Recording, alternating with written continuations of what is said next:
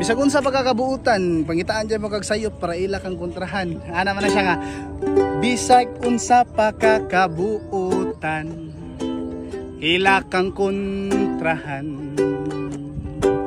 Kay sayop ra ilang makitan, bisag dili nimo binuhatan. Kay ang ilahang gusto, maglagot nimo ang mga tao. Isalig lang sa Ginoo, kay ang grasya na animo.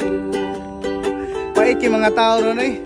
Uson na gyud karon ang unsa man, ilara kang gamiton, tungod manggod nimo nga buutan ra ka kaayo.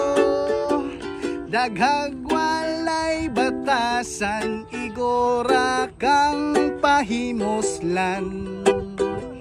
Pero bisag buutan ka, kontrahan gyapon kanila. Another list.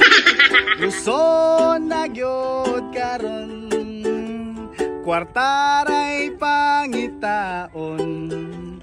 Pero kung pobre ka, yano-yanohon ra kanila.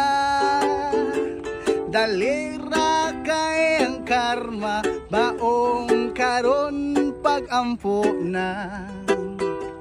Bahala na ang Ginoo, maoy mo protektahan nimo. Yomo!